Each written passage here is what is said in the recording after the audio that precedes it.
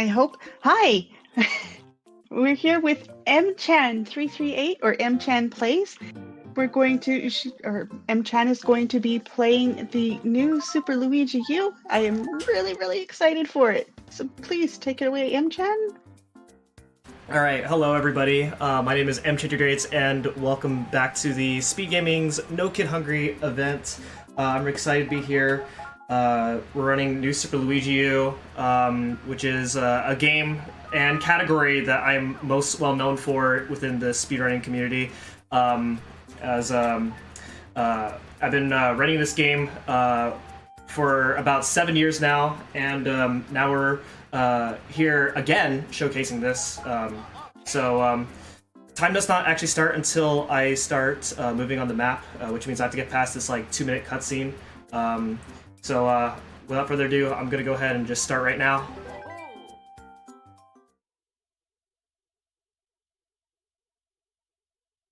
Okay, so this is New Super Luigi U for the Nintendo Wii U. It is the DLC for New Super Mario Bros. U. Everything in the game plays just like New Super Mario Bros. U, except there's no Mario. You're instead playing as Luigi, and Luigi plays differently than Mario.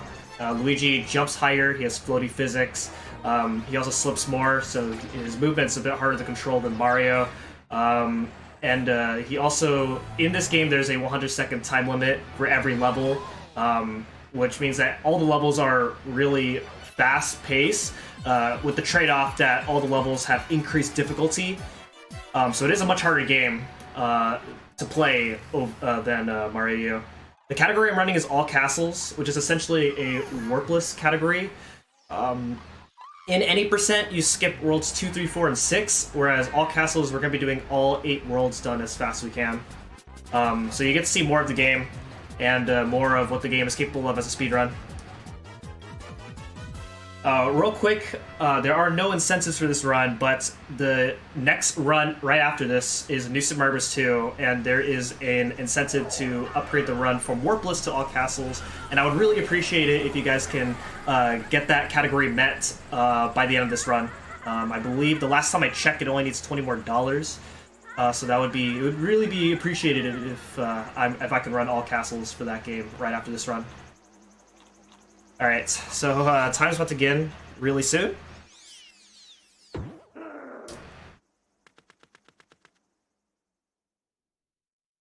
Three, two, one, go! All right, so we're starting off in 1-1. And the first thing I'm going to be doing right away here is I am going to get the main power-up of the game, which is the Super Acorn. The Super Acorn allows you to turn into a squirrel, and as you can see when I'm a squirrel, I am gliding across levels with the proper movement, and gliding over many different obstacles like this allows me to perform some skips. There's also some more intricacies with the Acorn suits. Later as the run goes, where we're going to be doing some technical movement, like technical vertical climbs later on. So the first level is pretty straightforward here. You can kind of get an idea that all the levels here are really short. I just beat that first level in 21 seconds. And here we are in 1-2. And I'm going to go to the back of the back of this level over here to grab a star over here. Stars allow you to turn invincible. So you can tank through enemies, but also additionally you can run faster with the star. And that second block that I just hit right there only contains a star if I hit it while I have a star. So I'm able to use that second star to chain across the rest of the level there. Otherwise, without the star, that ending there is pretty hard to go through with all those Prada plants and Koopa Troopas. So, 2 levels down, and now we're about to move on to our first tower level. The tower level is going to be the first level where we're going to be switching to a character named Nabbit. First introduced to this game. I'm going to be holding ZL as I select this level, and then now I am playing as Nabbit. So Nabbit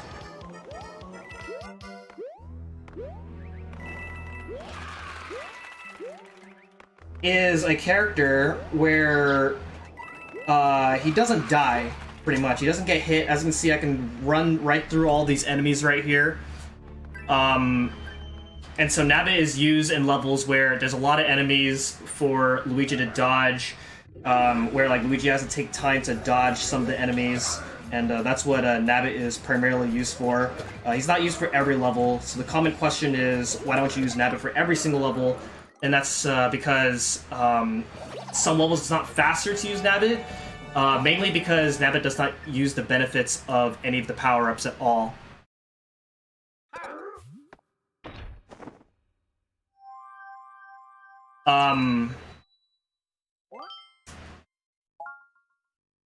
Nabbit is also used in levels where if a level takes the same time to complete with both Luigi and Nabbit, then Nabbit's preferred, mainly because Nabbit has a faster flagpole animation.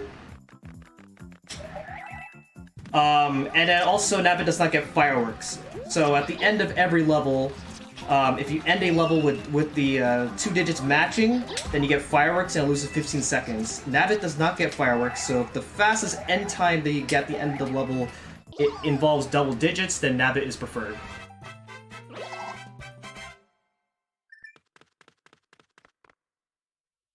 Alright, so coming up is our first fork in the road here. We have an option between 1-4 and 1-5, and since it's not 100%, we don't have to do every level. We want to choose the faster of the 2 levels here. So in this case, I'm going to go to the right here and do 1-4, Acorn Plains 4, as this level is about 4 seconds faster than going to the left and doing 1-5. The other thing is that at the end of 1-5, I would have to try to avoid a Piranha Plant, and that loses even more time, on top of that level being slower. Something I'm doing at the end of every level is, most of the time, I am turning backwards at the end of the flagpoles, and that's so I could save the turning animation of Luigi or Nabbit turning around. Saves about a few frames each time I do it. And then also, it doesn't matter which part of the flagpole I collect. So you can see me just grab wherever I want. This is our first castle level here. Castles are intended to be like harder than tower levels, as they're like the last level before for every world. Here you just glide across everything as with Luigi. It's not too bad. And for doors, I am trying to enter each door on the middle, and that's because each time I'm off center for each door, Luigi has to pretty much recenter himself and then enter the door. So that loses a few frames each time. So the boss of every castle is a Koopaling. This is Lemmy Koopa. And with bosses in this game, if you fight them the same way, then you'll always get the same results each time. So I know exactly when Lemmy's going to come out of his shell, so I just hang around where I know Lemmy will come out from, and then just hit him right away. Just like that. And so with that, World 1 is completed, and now we're moving on to the second world, which is Layer Cake Desert. You might notice, if you pay attention to the world names, all the worlds have food-related names in them. World 1 was called Acorn Plains, World 2 is called Layer Cake Desert, and you'll be seeing more food-related names as the game progresses here. This is also a good opportunity to talk about controllers here. So in this game, you can use the Pro Controller, the Wii Remote, or the Wii U Gamepad. And common to a lot of Wii U speedruns, it is most preferred to use the gamepad, as anytime, you might have just saw it earlier, when the game asks me to save, I can just simply tap the no option on the gamepad instead of manually selecting no. So it saves a few frames each time. So as a result, the gamepad is preferred, and that's the case with a lot of Wii U speedruns. So 2-1, pretty straightforward level here. Gotta dodge these enemies known as spikes, where they throw these spiky balls at us. Ooh, that's weird. Okay, that's fine. Only lost about a second there, but that's okay. Alright, so, in this cutscene coming up here, Toad's going to come out of his Toad house right here. He's going to tell us that some guy named Nabbit has stolen his double favorite stuff, and he wants us to go back and catch Nabbit. Now, this is not a 100% run, so we do not care about trying to help Toad out with his problems here. The reward you get for catching Nabbit is a P acorn, which is a power-up that allows you to fly infinite times. So there's some really cool strats with the P acorn, but because it takes so long to go out of your way to catch Nabbit, it is not worth going out of your way to get a P acorn for some of those levels. In the 100% category, since that is required for 100%, you do get to see some of those strats, but not in this one. So we're going to go over here to the right and do 2-3. 2-3 is a bit of a dark level where you kind of have to know the level really well in order to know what's going on. As Nabbit, it's not that much of a problem. So you can see I'm just going through all these like fire burrows and piranha plants. I've got to do something a little bit cool here. Get a little wall jump right there in order to save a few frames, get max speed just slightly quicker.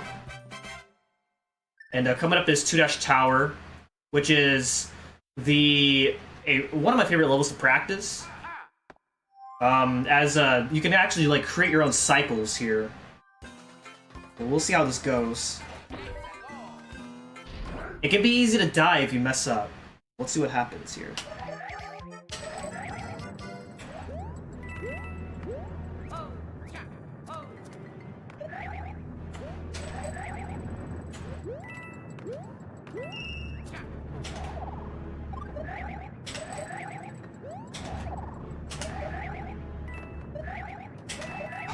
That was a little close, but there we go. So if you mess up that very last part there, then you can die, and when you get crushed, you just die instantly, without even giving you a chance to lose any of your power-ups. So that was a little close on my end there.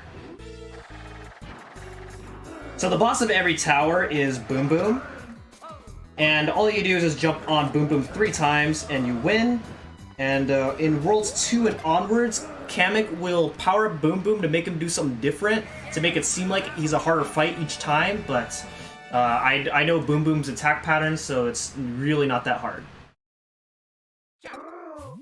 Alright, so coming up is one of the biggest run killers. If you're grinding this category, you're gonna be resetting this part quite a lot here, and that is the bridge. So in this bridge, as you can see, we have an acorn suit, a fire burrow, and a Goomba, and I have to try to get past this bridge without running into any of them. If I run into the acorn, it's not that big of a deal, but if I run into a Goomba or a fire burrow, then I have to initiate a fight with them, and it loses like 20 to 25 seconds. Each time I move on the map, they move randomly, so I have about a 25% chance at getting across this bridge without running to either of the enemies. A little recently, there's a bit of a manipulation that increases my chance into not having to fight these enemies. Even then, there's still a possibility where I will run into them, but this time I didn't, which means I am off to a really good run already. So I just saved about 25 seconds. Even more if I was in the off chance that I was unlucky to fight both those enemies. So I'm off to a really good run. Unfortunately, I did miss out on that acorn suit. Hopefully the run doesn't go horribly wrong to where I would regret skipping that acorn. You lose about 6 seconds grabbing that acorn if you pick it up. But it's negligible.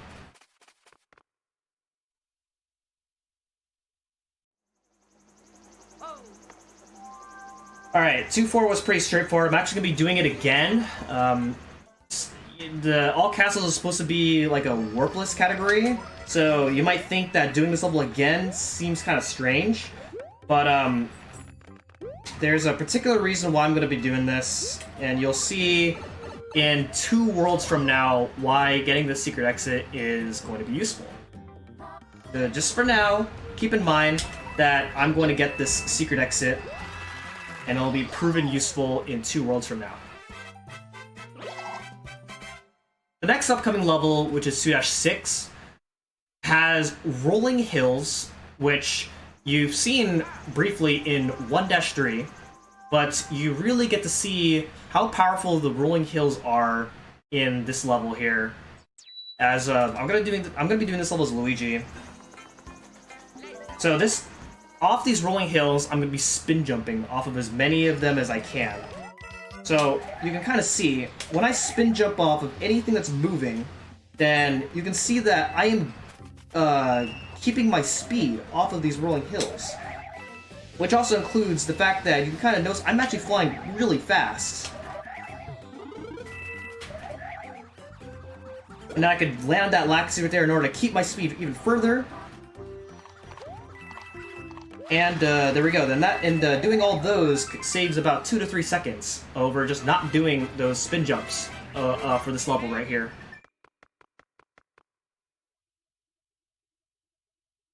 The other thing to know about spin jumps is you might notice I'm actually doing quite a bit of them. And it's not just for fun. When you spin jump while you have the squirrel suit, then you actually spin jump off the same height as a triple jump, and that extra height does make a pretty big difference into clearing large gaps or making like large platforms. So it's used for, you know, performing tricks here and there. The other thing I'm doing as Luigi with the squirrel suit is you might notice that my first movement most of the time is a short hop followed by a fly immediately, and that's so I can gain full speed quicker, and it saves about a few frames. This is Morty Koopa Jr. here. Normally, you're supposed to wait for Morton to hammer the Pokey's body parts, and you have to dodge the body parts until the Pokey is at a height where you can jump over the Pokey and hit Morton. But I can fly over the Pokey and hit Morton right away. It's a little bit risky because Morton's hammer has a pretty large hitbox, so you can sometimes get hit by the hammer and get knocked into the Pokey, which means you get hit. And it's not good. It is actually faster to damage boost through the Pokey and hit Morton that way. But that would mean equipping an Acorn at the end of this level, which is not faster than doing the damage boost. And because I skipped the World 2 Acorn, as well as the World 1 Acorn earlier, I do not have a reserve Acorn in the world map to where I could equip my Acorn. So it would be a problem if I did lose my Acorn at the end of World 2. So right here we have a split path between Worlds 3 and 4, Frosted Glacier and Sparkling Waters. I'm going to be moving on to World 4 first, Frosted Glacier. You do have to do both worlds as part of all castles, whereas like in a true warpless run, you can only do one of them, with this world being the faster of the 2 worlds to do. But doing World 4 first before World 3 allows you to save about 8 to 12 seconds in World 3.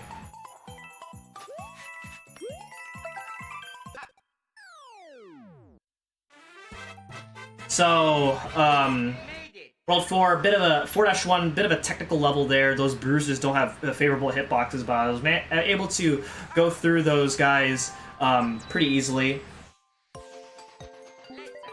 And then we're going to be doing 4-2.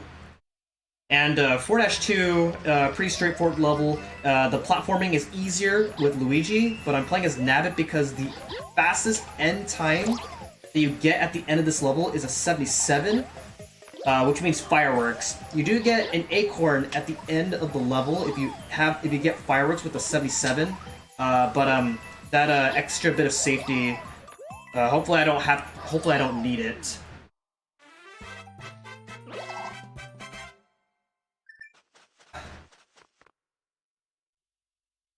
So, I'm actually going to do a bit of a delay here, a slight delay. And if I just went up straight away, I would have hit the Cooligan, which initiates a fight. And those Cooligans don't have favorable hitboxes.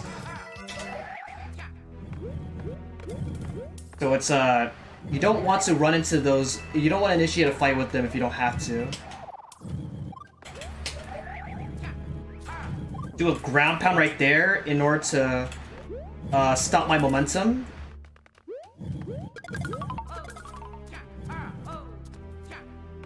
And wall jumping right there is slightly faster than riding the elevator up on top. And then up next is the Boom Boom fight. So Kamek's gonna make Boom Boom all jumpy, but I know how to fight him, even when he jumps around a lot. So the rest of World 4, for the most part, is there isn't a whole lot to save. So if there's any donations or comments, then this would be a good time. Yep, we actually did have one donation come in, $20 from Holiday Lemon, saying all castles for new Super Mario Bros. 2. Good luck on the run. Oh, thank you. So, does that mean the all castles incentive has been met? It has been met. We have upgraded to all castles. Alright, thank you guys so much for that donation.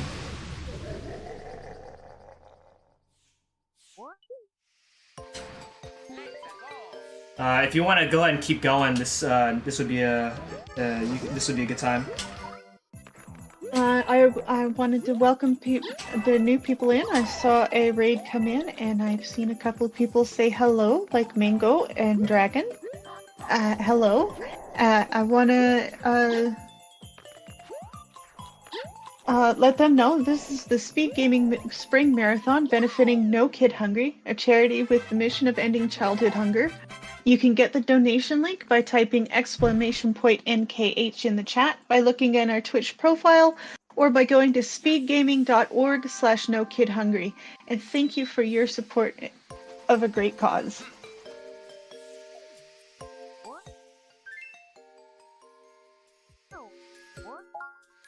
You saw me pick up this acorn right here. It is technically faster to avoid grabbing this acorn, but because you gotta pass by this little ring multiple times throughout World 4, that would require you to avoid that acorn every single time, which ends up not being faster to avoid the acorn overall. That's the only free one that you get without really losing time. And you saw that I jumped over an acorn when I was sliding down in this level. And that's because whenever you get power-ups as Nabbit, it transfers it converts all the power-ups that you collect as, into 1-ups, which ends up losing time at the end of the level. So this is our first ghost house. And ghost houses are usually supposed to be like these complex levels that trick the players into getting lost. But here in this game, the ghost houses are pretty straightforward here. I guess they just couldn't find a way to make the levels complex with a 100-second time limit.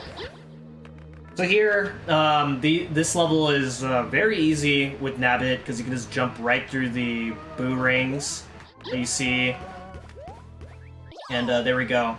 So just like what I did with 4-Tower, I'm going to be delaying my movement a bit so I can not run into the Cooligans on my way to 4-Castle. Otherwise I initiate a fight with them, and initiating a fight with them is bad. Alright. So this level is a bit of a fun level here, kind of a speedrunner's favorite level here, because you have to kind of avoid these thwomps that are crushing all these blocks here. So you barely have time to avoid these thwomps, so it's a level that encourages you to go fast. There's a cool little strat at the end that hopefully I can get. It involves a really precise duck jump that saves me from having to do 2 wall jumps at the end. Like that.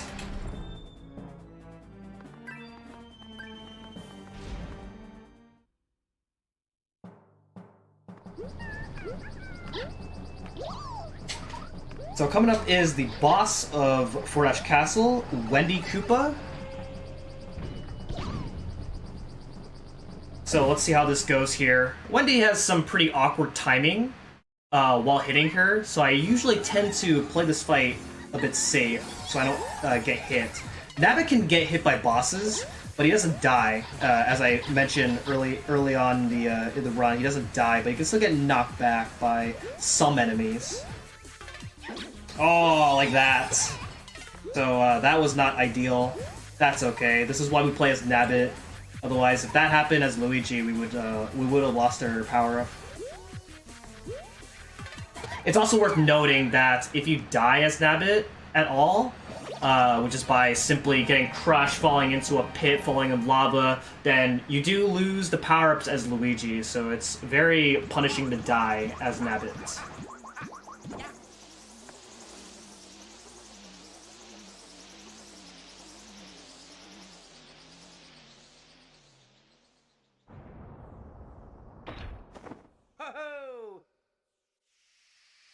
So, after completing World 4, the path up ahead will take us to World 5, but because this is all castles, we do have to go back to World 3 and complete that world as well.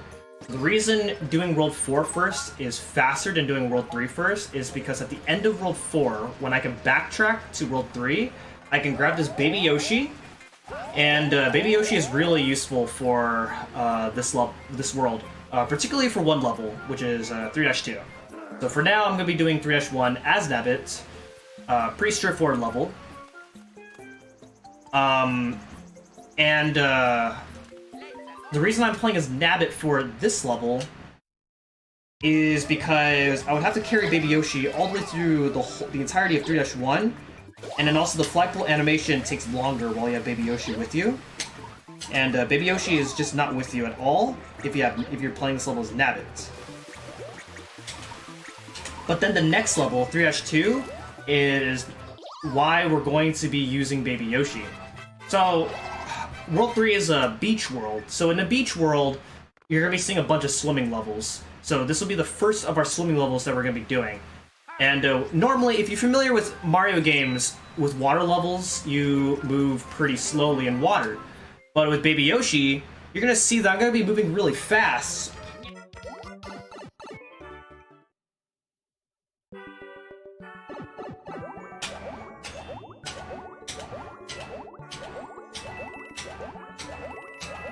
So as you can see, by doing these spins, I'm able to move much faster than just doing this level without Baby Yoshi. So this saves like 20 seconds alone in this level.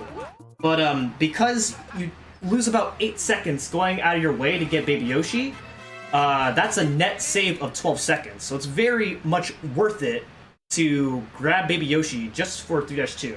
And I got rid of Baby Yoshi right away after this level because I don't need Baby Yoshi anymore. And each time you have Baby Yoshi with you on the map, you have to wait for Baby Yoshi to catch up with you on the map before you start a level, so it loses time. This level is a really big advantage as to why Nabbit's really useful, because normally, as Luigi, you have to wait for a bunch of these skewer cycles, but with Nabbit, you can just go through these skewers with no problem at all. And then make it to the end of the level here. So, another Boom Boom fight. This is the same exact one as in World 4, except without ice.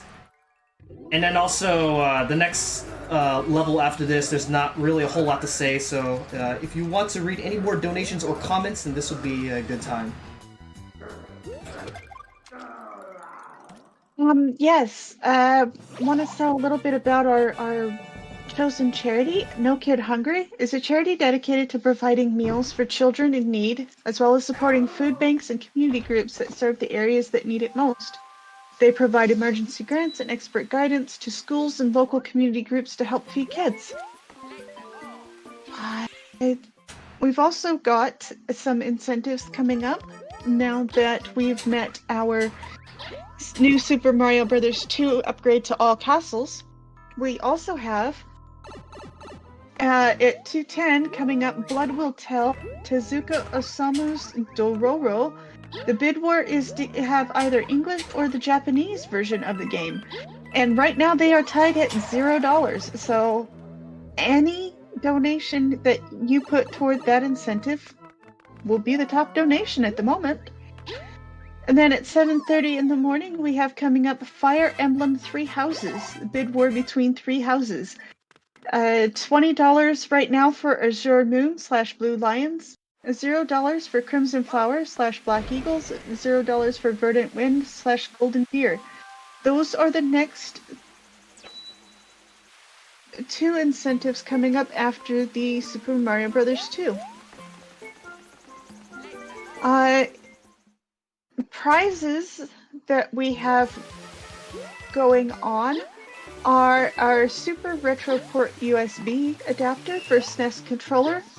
That prize ends at 4 p.m. Eastern, so get donations in to be entered for that. We also have a set of 2 Mega Man Perlers that ends Friday at 9. We have a Forte / Bass Perler? Bass? Oh my goodness, you can tell that I do not play Mega Man enough. This Perler, this Perler prize ends at Friday at 10. And we also have an Everdrive Gigabit X7 flash cart for Game Boy that ends tomorrow night at 11:59 p.m. Alright, so I almost died at the end of 3-3. Could have been bad, but we made it out, fortunately. That level is about 4 seconds faster over doing the bottom level, 3-4, by about 4 seconds. 3-4 is an easier level, however. Obviously, I want to save as much time as possible. This is a pretty optimized category, so I choose to do 3-4. 3-5, as you can see right there, is another water level, so you might think that I would want to keep Baby Yoshi for that level, but that is a vertical swimming level, as in vertical swimming levels, the way you optimize those levels by just simply mashing as fast as you can. Mashing is very important for that level. If you mash really well, then you get an 81 at the end of the level, which I didn't get, but it's really hard to get an 81. It requires really good mashing, and not everyone can really achieve that, just due to like natural human ability. Up next here is 3-Castle. You can either do this level as Nabbit or Luigi. A lot of people like to play as Nabbit because it makes the water section easier. Those torpedoes sometimes can be a problem, but I prefer to do this level as Luigi because the first and third room are easier with Luigi. So I mentioned that bosses are always the same whenever you fight them the same way, but this is a fight where if you mess anything up in this fight, then it can be random. Let's see how this goes. First hit like that. The second hit's pretty fun, because all I can do is just stand right here, and Larry would just jump right into me. Like that.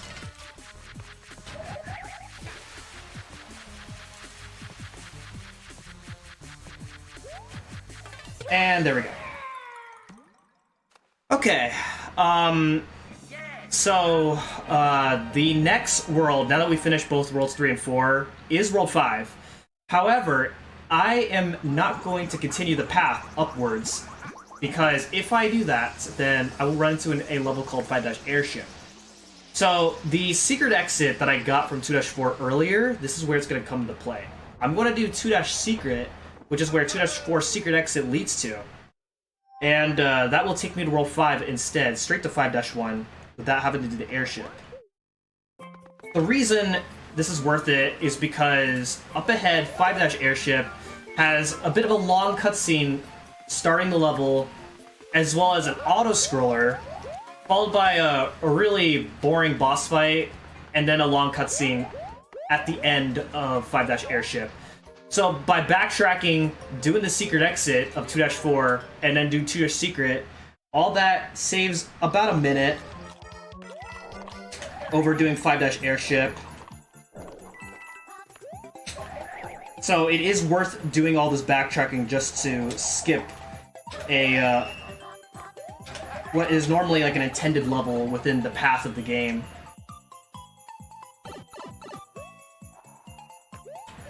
So very straightforward level, like a really short level going into World 5. And now we're about halfway through the game already, with 4 worlds down, 4 more worlds left to go. And this is where the run starts to get pretty interesting, as we've been doing...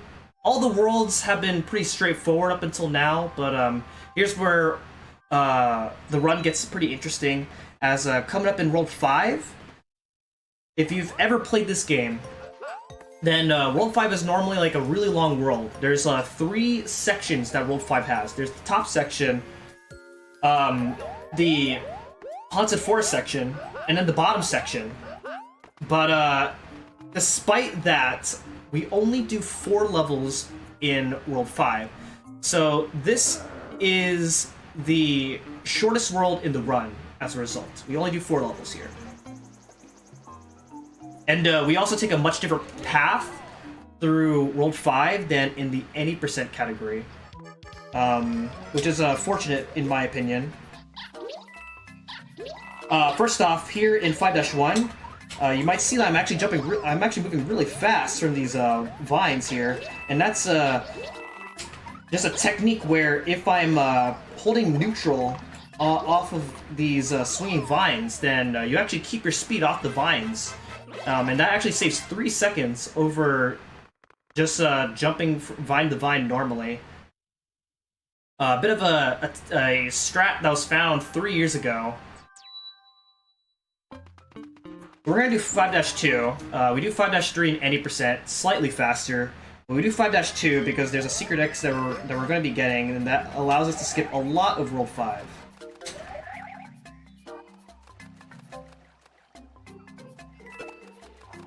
Ground pound this to spawn this switch over here. And this is where the secret exit is. And this secret exit will allow us to skip a lot of World 5. Because normally, in order to go through World 5, you do a choice of this level in 5-3, and then 5 Tower, which has a really difficult skip, and then the Haunted Forest section, which has the Ghost House, and then a choice of 2 of the hardest levels in the game, and then an RNG section. And with this secret exit, you just skip all that entirely and move on to the bottom section right away.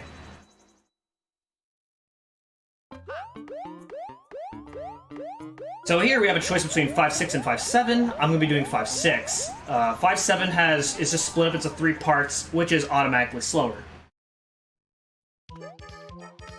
So we have these sumo bros here. They'll try to ruin our day. We want to try to avoid their sparks.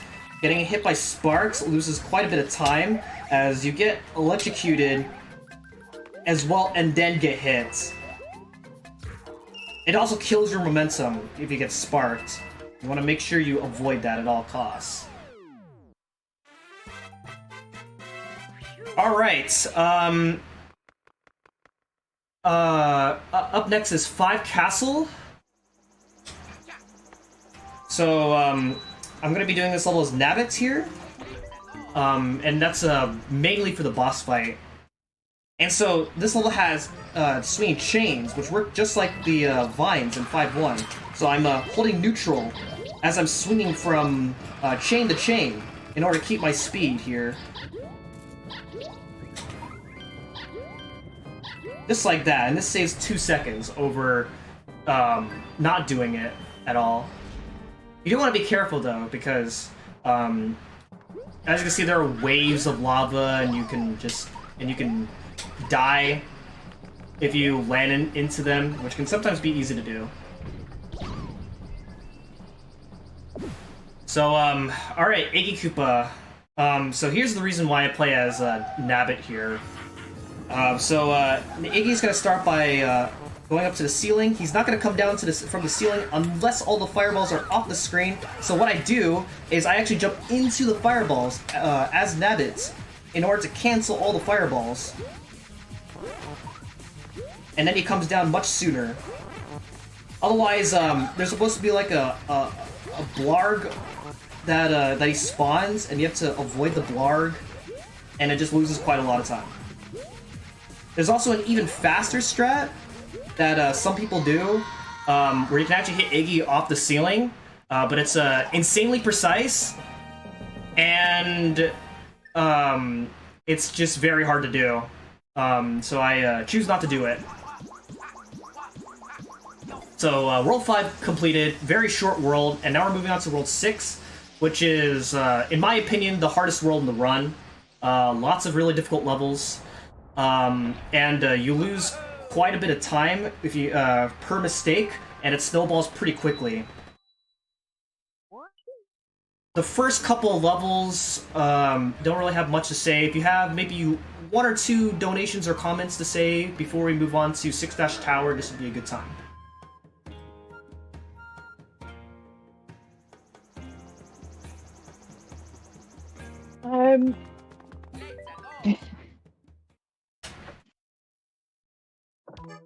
I want to remind everyone this is the SpeedGaming Spring Marathon benefiting No Kid Hungry, a charity with the mission of ending childhood hunger. You can get the donation link by typing !NKH in the chat. By looking in our Twitch profile, we're going to speedgaming, okay,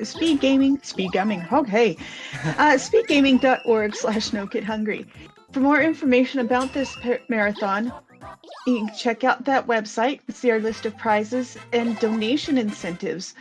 To contribute to an incentive, mention the incentive in your donation comment. All donations go directly to the charity No Kid Hungry. Thank you. Alright, so this would be a good time to explain this. So, New Super Mario Bros. Games in general aren't known to be glitchy at all. So like a lot of the times come down to pretty much executing the levels as well as you can. This upcoming trick in 6-Tower can be debated whether or not it's a glitch or not. So we'll see what happens when we actually do it. I'm going to be doing a trick, I call a hidden block clip, where normally you're supposed to reveal some hidden blocks in order for Grolls to roll on to break a large set of blocks in the middle of the level. But with precise flying, I'm going to try and go through the hidden blocks without having to do any of that. And if I do it correctly, it should save me 6 seconds. Pretty precise trick. Let's see what happens.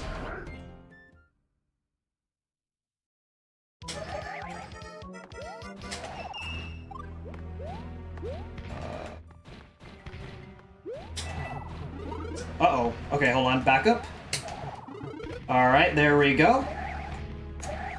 So you can do this either on the left or right side. I was trying to go for the left side, missed it, and went for the backup and did the right side hidden block clip right there. So unfortunately, I broke even if I wasn't going for the hidden block clip, but if you do it correctly, then you should save about 6 seconds. But didn't happen that time, but at least I got to show off what the trick looks like. So this is the last Boom Boom fight here. Kamek gives Boom Boom wings. He drank some Red Bull. This is also, in my opinion, like the easiest Boom Boom fight. It's really easy to get hits off him right away. Yeah, there we go. 6-Tower completed. There's actually 2 towers, so we're actually going to be going through another tower later on, as you can see up there. So 6-3 and 6-4, a choice between either one of those 2 levels. I'm going to be doing 6-3 because 6-4 is an auto-scroller.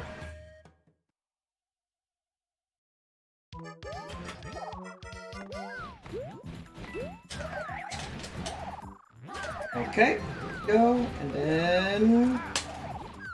There we go. So when you ground pound, you gain a few pixels of extra height, and that few pixels of extra height allowed me to do something along the lines like that at the very end of the level, right there. Made it.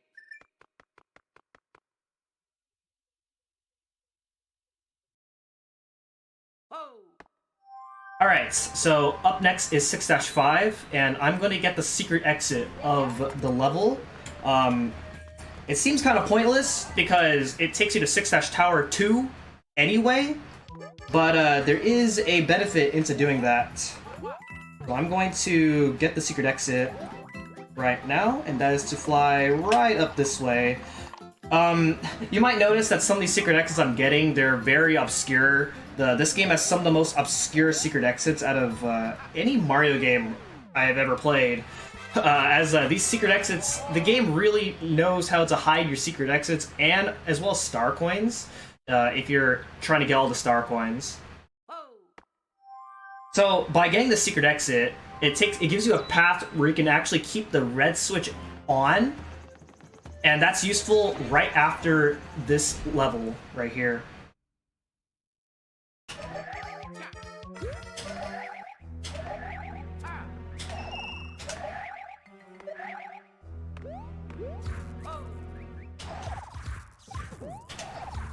Nice.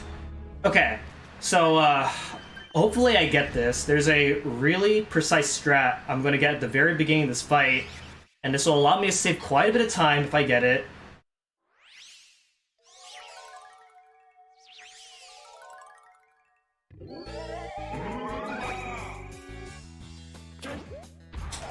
Yes, there we go. So by flying at a precise time, right before he jumps up to the top platform, you can actually knock him over right away.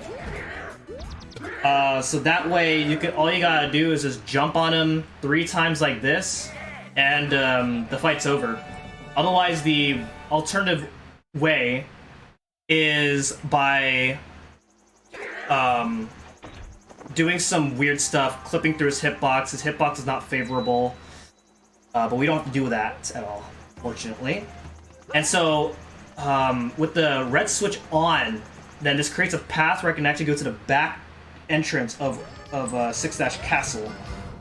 And this is pretty much as you can see right there, 6 seconds to get to the boss door. Otherwise, the front entrance, you have to do a lot more than that.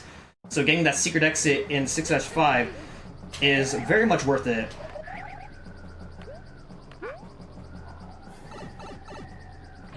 And now, off to fighting Roy, who, if you run the 100% category of this game, then this is your favorite boss fight, because you fight him twice, but you only fight him once here.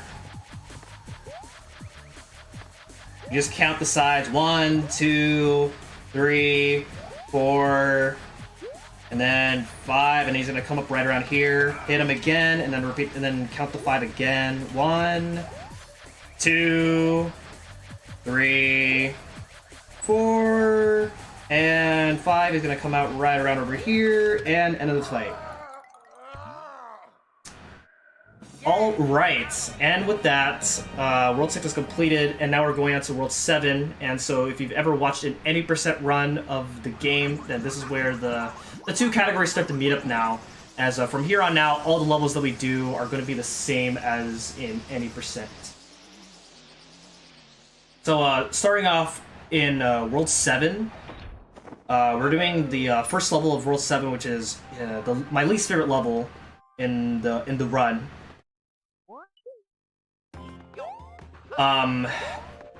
It's a cycle-based level with the fuzzies giant fuzzies moving around, and then there's a very precise jump at the end where if I miss it, then I die.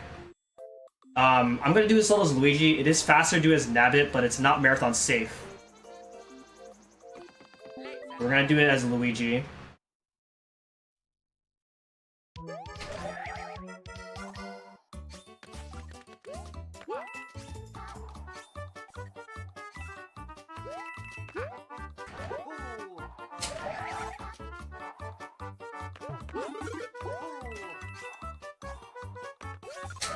Nice, got it. So that jump right there, you have about a few frames to make that. Otherwise, if you jump too late, you're gonna get hit by the fuzzies, and then probably die. And then if you jump too early, then you're probably not gonna make it. So, very precise jump at the very end right there. Everything up until that point has to go well in order to make that a success. And then now we have a choice between 7-2 and 7-3. I'm gonna do 7-2. In Mario U, you do 7-3, but here we do 7-2. And this level, you know, not a whole lot to say here. You just run on the clappers, jump on the wigglers, sometimes jump on these waddle wings here. And that's the level. Coming up, 7-Dash Tower. Well, we'll see what happens in this upcoming level. It is very important that I don't lose my acorn in this level. I would like to save it for the boss fight, as it would help me save quite a bit of time. We'll see what happens here. Go ahead and wall jump off the left right there in order to get up to the top quicker. Uh-oh. That's not what I want to do. Alright. That's okay. I lost about a second. That's fine. The most important part is I don't get hit.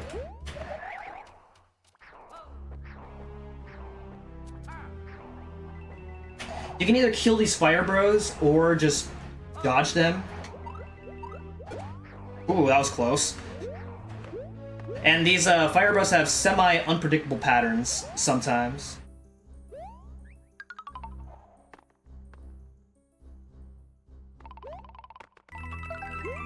Okay, so the boss of this level is Kamek. Kamek is a great boss. He's a fantastic boss. Zero RNG. Nobody's ever lost a run to this guy. Purely skill-based. Purely scripted. Let's see what happens here.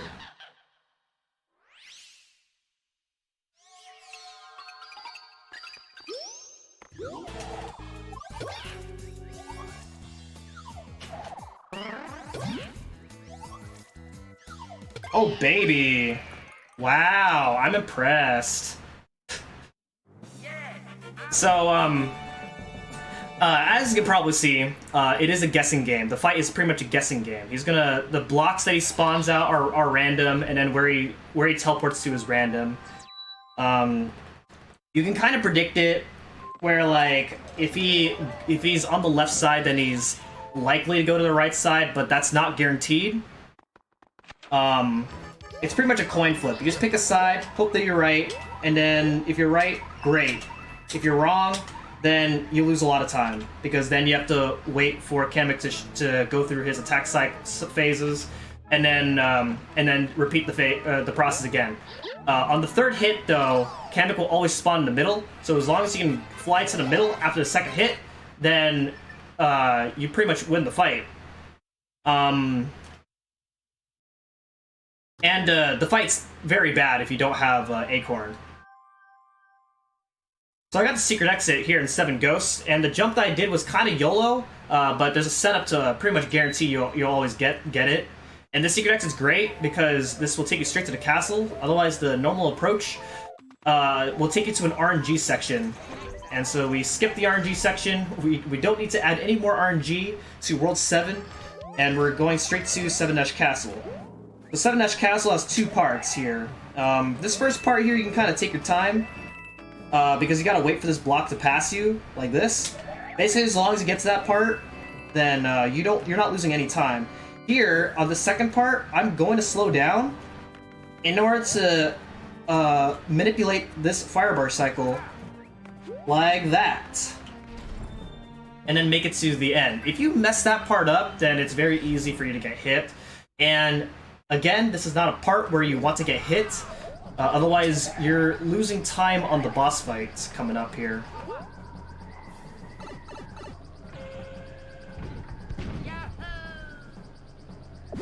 So, Ludwig von Koopa is the boss of 7-Dash Castle. He's going to turn into clones, and you have to guess which one's the right Ludwig.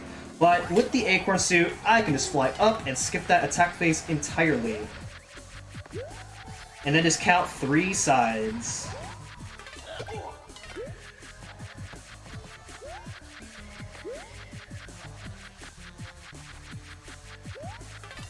There we go.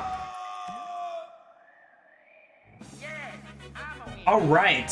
And now that's completed, we have an air mission level between this and World 8, and that is 7-Airship.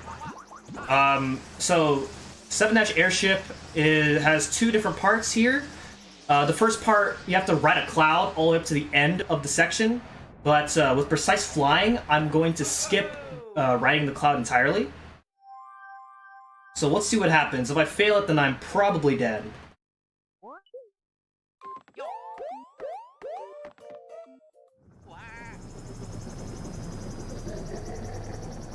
Motherwig is indeed cool.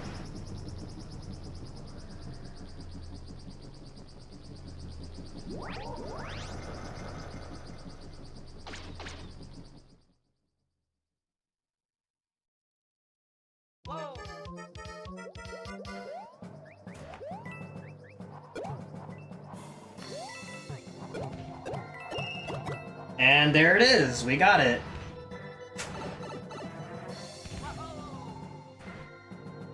And then this part right here is a bit of an auto-scroller. Do some waiting around. But then, coming up next, we have the Bowser Jr. boss fight. So I'll do the fight, and then try to explain. So let's see how it goes.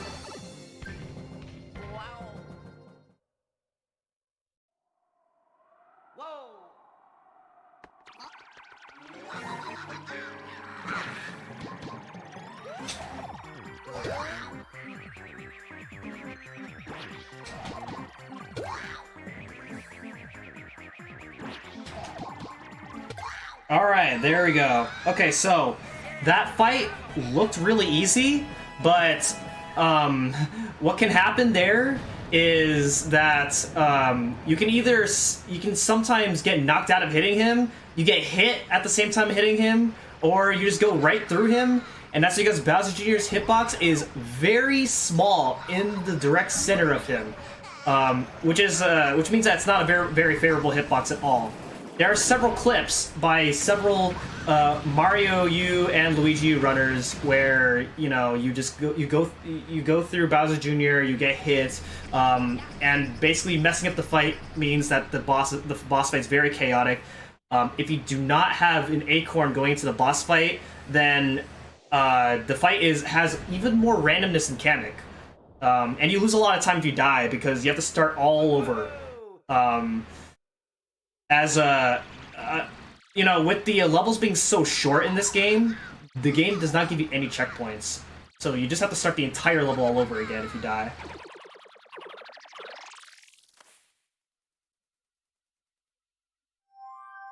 Alright, so approaching World 8. Here we go. The final world of the run. Let's do this. So 8-1.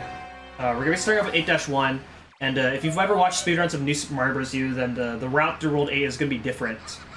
In Mario, you actually get the normal exit of 8-1 because there's a skip that in 8-2 that saves more time than doing 8-4, which is one level over the normal exit where you do 2 levels. In Mario U, the reason that saves time is because 8-4 is an auto-scroller. But here in this game, it's not an auto-scroller, so it is worth doing the secret exit of 8-1. The fireballs here are random. I got the worst pattern of them all, which loses about a second. That's fantastic. Marathon luck. All those blocks are coin blocks, which is why you saw me have to wait for the fireballs to rain down on the blocks.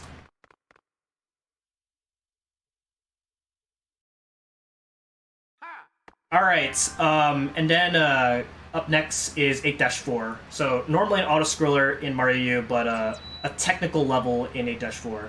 The fireballs are not random this time, they are instead cycle-based.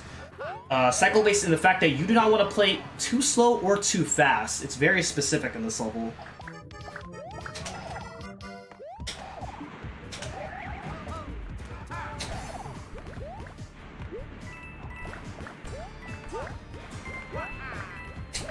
Just like that.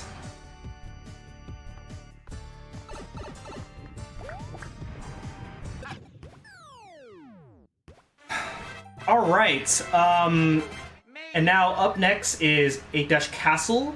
If you ever watched Mario U speedruns, then there's a very well-known trick called elevator skip. Very difficult, but you know, elevator skip is a thing in this game. But because the elevator moves horizontally instead of vertically, it's not as hard. So I'm actually tilting my controller to the side in order to control the elevator. This second room here has a very precise jump. Hopefully I can get it.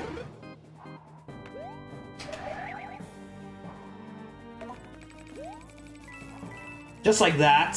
So that jump is specific because you have to jump low enough that you don't hit the bomb at the top, and high enough so that you don't hit the spark on the bottom. So it's a pretty precise jump, but it saves a second over doing the most consistent strat of the second room.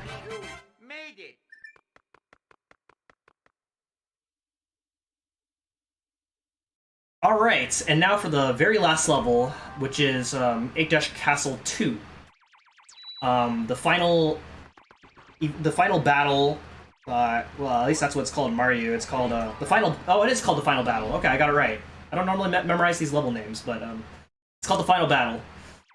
Alright, the first room here, Bowser Jr. is gonna try to ruin our day, but Bowser Jr.'s movement is based off of your movement, so as long as you do everything exactly the same, then, he will give you the same results every single time.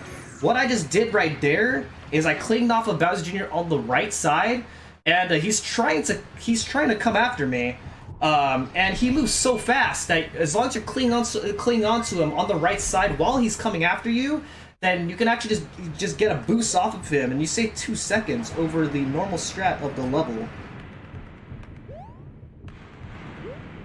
The corridor room here, the fireballs are always the same, and then now we have the hardest fight in the game. Let's do this. Oh my gosh, I did it! How did I do it? I am a legend. No one is as good as me. So, Luigi jumps so high that you can just simply jump over him.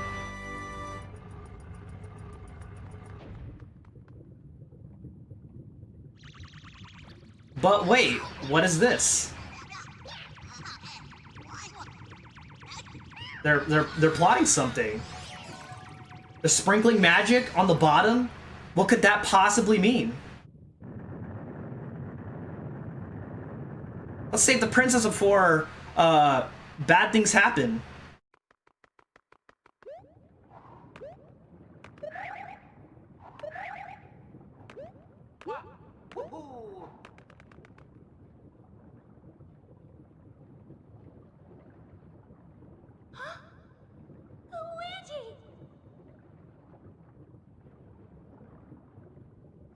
Oh my goodness! I did not see that coming. Oh, he's back and he's giant. Wow, I did not see this coming. But here we go, the final phase of Bowser. Let's do this. The first thing I'm gonna do here is what's called fireball skip. Just like that. He's normally supposed to shoot 2 fireballs, but if you just fly up as he shoots his first fireball, then that skips him shooting his second fireball, which saves 2 seconds. The next thing I'm gonna do here is right after I hit him, I'm gonna try and get the clown car back, just like this, in order to hit Bowser right away on his second and third hits. And this saves a lot of time in this fight, otherwise you have to wait for a bunch of attack cycles before Bowser comes back so that we can take his clown car again. So time is on the last hit here. Time. Alright, what's my time? Ooh, 101.33. Not bad. That's a very good time. So yeah, as you can see right there, the boss fight goes so fast that I didn't really have time to explain the entirety of the fight, but that's pretty much the gist of how the final fight goes, if it goes well. And so, yeah, I got a 101.33. That is a really good time. Not very many runners, of the very few runners who even run this category, have a 101. Very tough time to achieve. But yeah, I'm really happy with how I played. I didn't make very many mistakes in this run. So yeah, I'm happy with how I played. I don't have a whole lot to say, but up next I have New Super Mario Bros. 2, and up next, thanks to you guys' donations, we did meet the All Castles incentive, so I will be running All Castles instead of Warpless. So I'm really excited to be running that category coming up right after this. So thank you guys so much for watching. I hope you guys enjoyed the new Super Luigi run, and I will see you guys in about a few minutes for New Super Mario Bros. 2. All right, thank you, M-Chan, for the wonderful run. And we will be back in just a few moments.